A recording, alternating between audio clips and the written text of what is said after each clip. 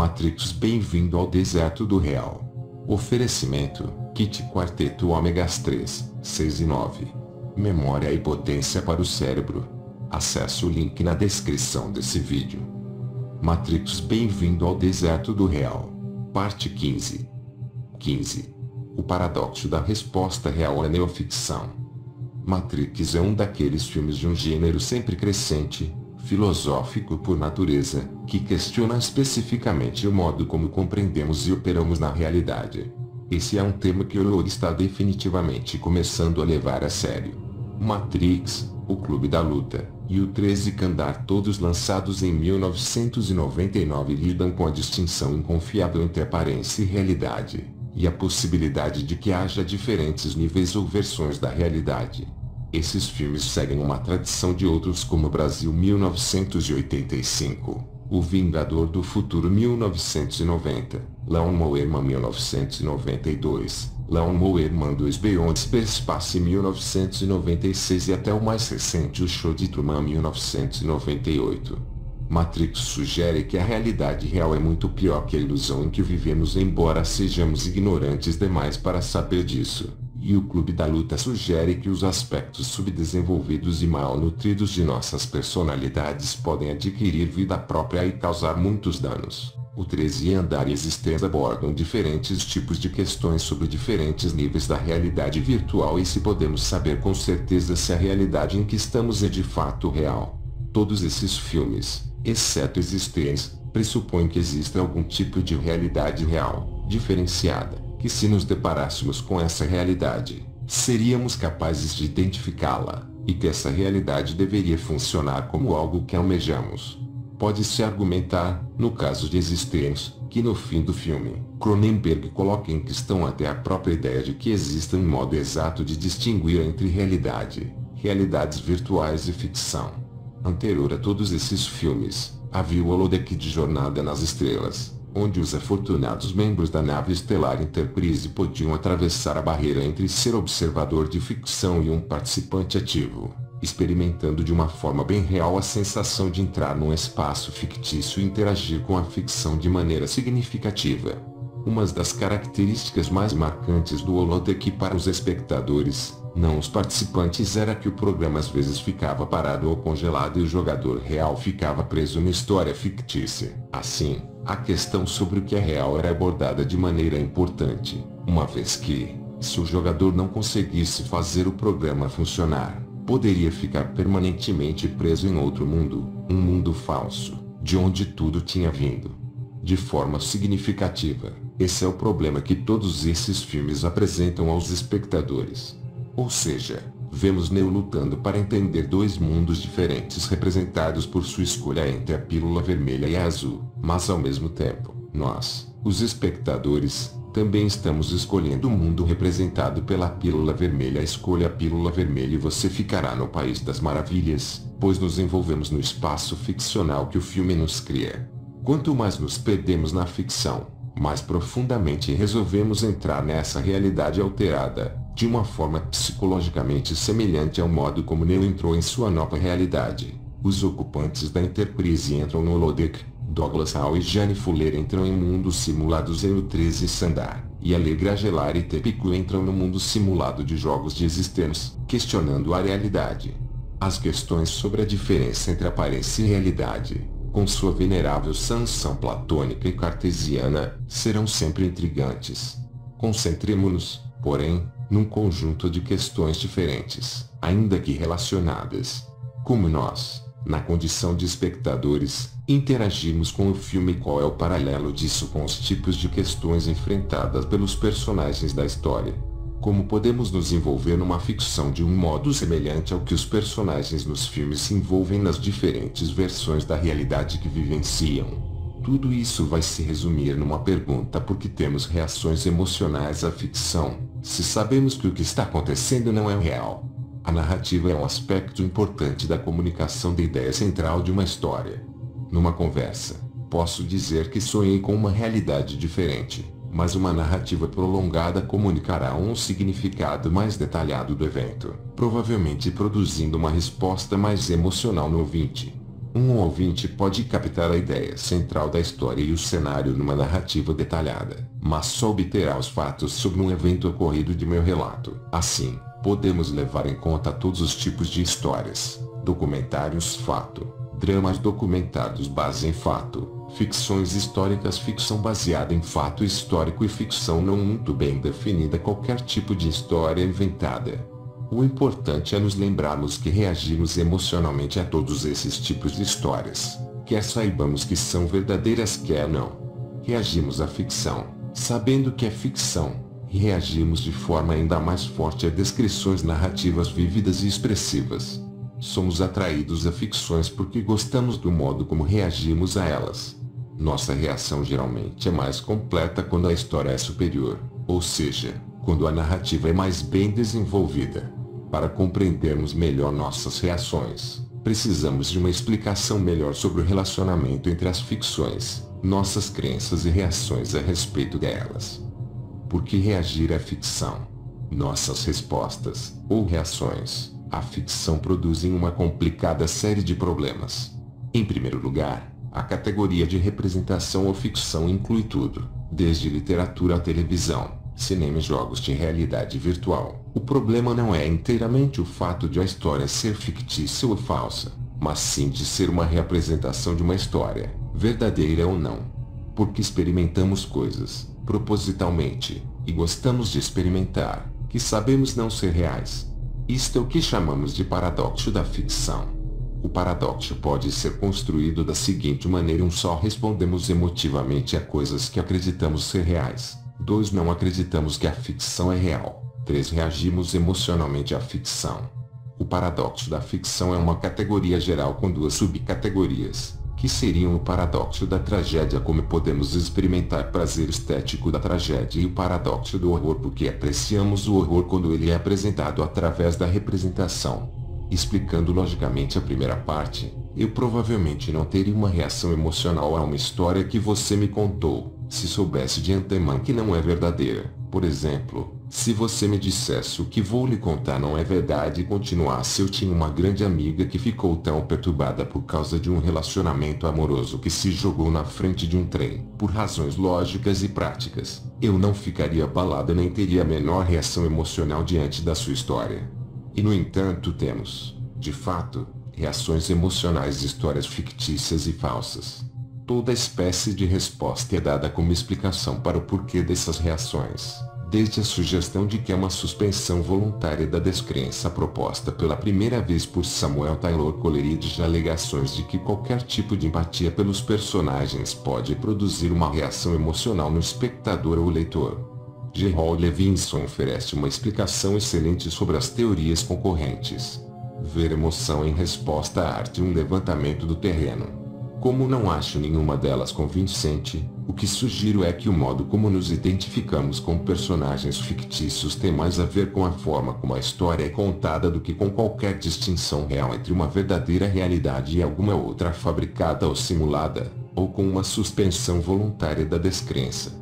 Seja o ambiente de um show de Truman, um mundo de realidade virtual ou a realidade oferecida a Neo em Matrix, quando o observador se torna emocionalmente envolvido, é por causa da história. Parte do problema é não acreditarmos que aquilo a que estamos assistindo é verdade. Esse é o componente-chave que cria o paradoxo. No começo, Neo não acreditava que o que ele descobriu após tomar a pílula vermelha fosse real, até as partes da história que lhe contavam começarem a fazer sentido. Mesmo assim, por muito tempo ele continuou questionando diferentes aspectos dessa nova realidade. Portanto, o que acreditamos ser ou não ser real determina o modo como nos ligamos psicológica e emocionalmente a uma história específica. Uma crença de uma espécie ou outra não pode proporcionar um paradigma suficiente para falarmos de emoções justificadas ou genuínas, uma vez que a tecnologia tenha mudado tanto a natureza das ficções. Deixando de lado a Bruxa de Blair, quando assistimos a um filme e acreditamos que o que está acontecendo não é real, não está ocorrendo, de fato. Mas a tecnologia, principalmente a dos filmes IMAX, que exerce um efeito maior em nossos sentidos do que um filme tradicional, e mesmo os efeitos especiais de Matrix, premiados com um Oscar, parecem nos envolver no filme de uma forma que transcende nossa crença simples de que aquilo que vemos não está acontecendo. O ponto crucial não parece ser que não acreditamos ser real aquilo que está acontecendo, mas sim que o modo como a história é contada e os efeitos especiais que influenciam o modo como ela é contada parece ter maior influência sobre nossas reações à história. Parte da nova mídia fictícia ameaça obscurecer a linha entre mundos reais e ficcionais que experimentamos, chegando mesmo a tornar essa linha irrelevante. Ou seja, não chegamos a conclusão alguma se podemos, com imaginação, entrar nos espaços ficcionais da mesma forma que Neo entra na Matriz. E como Neo não se cansa de ouvir, não se pode dizer a ninguém o que é a Matriz. Você tem de vê-la por si mesmo. Neo deve escolher a pílula vermelha para experimentar, por si próprio, essa realidade tão diferente. Do mesmo modo, jamais terei a mesma experiência ou resposta emocional quando alguém me fala de um filme ou livro que teria se assistisse ao filme ou lesse a obra. Será que nós, como espectadores, poderíamos ter o mesmo tipo de acesso aos nossos espaços ficcionais que Neo teve quando estava no deserto do real? Kim Dalton sugere que experimentamos a ficção psicologicamente de um modo parecido com que as crianças vivem fisicamente suas brincadeiras de faz de conta. Isso implicaria, porém, que nós somos realmente capazes de entrar num espaço ficcional de um modo relevantemente semelhante ao que Neo entra na realidade que é a Matriz. Embora não entremos fisicamente em outro espaço, se formos capazes de explicar os resultados emocionais resultantes, dizendo que se trata de uma experiência cognitivamente semelhante, estaremos aliviados do fardo de explicar por que reagimos a coisas que não acreditamos ser reais. Isto é, se as experiências são cognitivamente semelhantes, uma crença na realidade ou a distinção clara entre real e irreal se torna não só obscura, mas irrelevante. Não se engane, porém. É óbvio que não precisamos acreditar no que está acontecendo no filme para sermos afetados por ele. Na verdade, não podemos acreditar no que está acontecendo, se pretendemos ter uma reação emocionalmente apropriada à estética. Isso se aplica particularmente à tragédia e ao horror. Geralmente não nos divertimos com as vidas trágicas dos outros nem sentimos prazer em ver alguém sendo perseguido, encurralado ou assassinado. Mas no contexto de uma ficção, gostamos desse tipo de coisa. Apreciamos ver essas situações, somente se soubermos que não estão acontecendo na realidade. Gostamos de ver a luta entre Neo e Morpheus, após Neo ter aprendido uma combinação de artes marciais por meio de uma simulação programada por computador, porque sabemos que nenhum dos dois está realmente se machucando. E isso vai mais longe com o tipo de efeitos especiais usados em Matrix, pois o que o espectador vê é o que aconteceria se o tempo desacelerasse ou até parasse. Como sabemos que isso não pode acontecer, ou pelo menos não faz parte de nossa experiência, permitimos que influencie nossa reação ao filme. Os limites dessas situações são forçados pela mídia, com um novo tipo de programa de televisão, como Survivor, Real World Big Brother. Podemos até chegar ao extremo de querer saber que a apresentação é real para tirar dela um prazer real. Entramos com Alice. Matrix faz um bom número de referências sábias e importantes a Alice no País das Maravilhas. Alice tinha muitos dos mesmos problemas que Neo tem, ao enfrentar a nova realidade. No começo, Neo ainda é Thomas Anderson, fora da toca de coelho, foi instruído para seguir o coelho branco tatuagem, que acabou conduzindo à verdadeira realidade. Quando Neo chegou, Morpheus lhe disse: imagino que você esteja se sentindo um pouco como Alice, caindo pela toca de um coelho.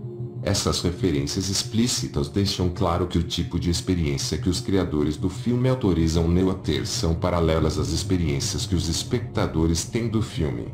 Como espectadores, vemos e ficamos cada vez mais envolvidos na nova realidade que Neo experimenta e nos aclimatamos a essa realidade diferente junto com ele.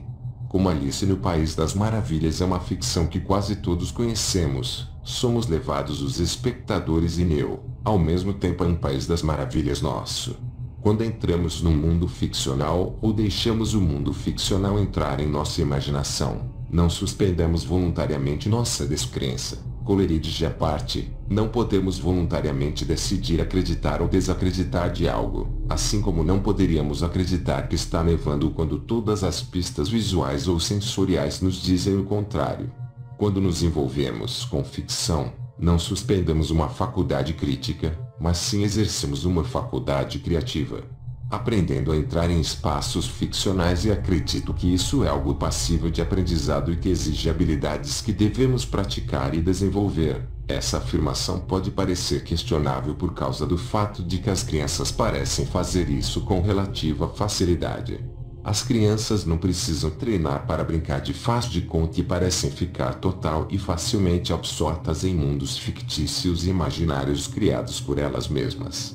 Parece, entretanto, como argumenta Walton, que os adultos se envolvem psicologicamente em experiências ficcionais de um modo semelhante ao que as crianças se envolvem fisicamente em suas brincadeiras de faz de conta. Embora as crianças façam isso naturalmente, os adultos possivelmente têm de reaprender essa prática. Desejamos cada vez mais mergulhar no mundo novo, como Neo começa a mergulhar no mundo real fora da matriz. Para fazer isso, podemos centrar nossa atenção no mundo envolvente e usar nossas faculdades criativas para reforçar a realidade da experiência, em vez de questioná-la. Como a ficção tecnologicamente sofisticada, criando eventos cada vez mais reais, produz respostas emotivas. Alguns argumentam que é preciso entender o modo como as emoções funcionam em reação aos eventos reais para que sejam compreendidas as reações emotivas das pessoas à ficção. Mas isso pode não ser verdade, pois, aparentemente, o elemento da crença que falta em nossa interação com as situações ficcionais não nos proíbe experiências profundamente semelhantes, tanto no sentido físico como no fenomenológico. Se sentimos a mesma coisa e temos respostas emocionais relevantemente semelhantes, por que não podemos dizer que a experiência é real? De certa forma, podemos, mas agora estamos entrando numa área onde os espaços ficcionais e os reais se sobrepõem e até se unem. Do mesmo modo, os dois mundos em Matrix começam a se sobrepor e a se unir. Num determinado ponto, Neo é levado por Morpheus a uma sala toda branca. Ele se surpreende ao descobrir que está vestido do jeito que estaria anteriormente. Morpheus explica que aquilo é a autoimagem residual e a imagem física do seu eu digital. A vera autoimagem de Neo passa de um mundo ao outro. De maneira semelhante, Cipher não consegue abandonar o gosto e a textura de um bife, embora saiba que não é real. Nosso conhecimento do que é e não é real não irá necessariamente mudar o modo como nos comportamos ou reagimos a essas coisas. Talvez tenhamos de enfrentar a possibilidade de que a linha divisória entre aparência e realidade na matriz e em nossas vidas não é tão clara como pensávamos. Podemos até ser obrigados a fazer essa linha sumir, se quisermos ver sentido em nossas interações com a ficção. A importância de contar histórias. Na realidade, julgamos as pessoas e situações sem ter plenas informações o tempo todo. Fazemos isso por questão de praticidade, pois o tempo necessário para adquirir todas as informações seria proibitivo em nossas vidas. Preenchemos os espaços vazios de conhecimento com nossos palpites e preconceitos. Por isso, a realidade pode não ser tão real quanto pensamos, já que construímos boa parte dela. O mesmo fazemos com a ficção, imaginando que aqueles sobre quem lemos têm vidas humanas relativamente semelhantes, e funcionam como seres humanos de carne e osso, a menos que a história observe o contrário, e imaginamos também que eles vivem num mundo que funciona fisicamente, assim como o nosso. Em ambos os casos, na realidade e na ficção, recebemos uma estrutura em esqueleto do que está acontecendo, e usamos nossa imaginação para encher os detalhes. Com a ficção, a estrutura é cuidadosamente construída, de modo que obtemos quase todas as informações relevantes. Na realidade, por outro lado, as informações que usamos como uma base para construir uma compreensão coerente de uma situação não nos são dadas de forma cuidadosamente construída. Pegamos certos detalhes e criamos nossa própria história, usando nossos preconceitos e julgamentos, trabalhando necessariamente a partir de nossa perspectiva, que é determinada em grande parte por nossa cultura, se é realmente o caso em si. De fato, estamos criando e preenchendo partes significativas de nossas realidades. Estamos, de certa forma, inventando nossas histórias. E essas histórias são nossas vidas. Roger Schank explica em seu livro sobre narrativa e inteligência que precisamos contar para alguém uma história que descreva nossa experiência, porque o processo de criar a história também cria a estrutura da memória que deverá conter a ideia central durante o resto de nossas vidas. Falar é lembrar, mas contar uma história não é um ensaio, é uma criação. O ato de criar é uma experiência memorável em si. Criamos significado e memória ouvindo e contando histórias. Assim, a realidade é mais como a ficção, em termos de criação de história, do que pensávamos, e a questão de termos ou não o componente da crença para que se justifique uma emoção parece agora mal dirigida.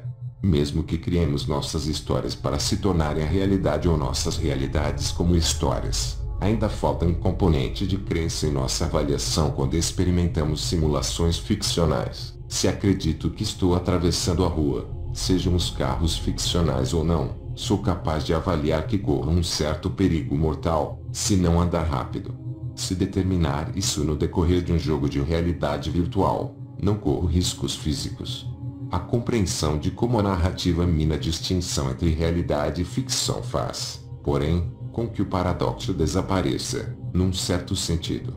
Isto é, o problema de reagirmos de maneiras diferentes à ficção e à realidade não existe mais, pois a distinção entre as duas mudou. Se deixarmos de lado a distinção ficção-realidade e examinarmos o que une nossa compreensão de ambas, ou seja, como compreendemos a narrativa, podemos começar a trabalhar com um problema mais unificado, que nem sempre necessariamente nos levará a um paradoxo. Experimentando a narrativa de Neo.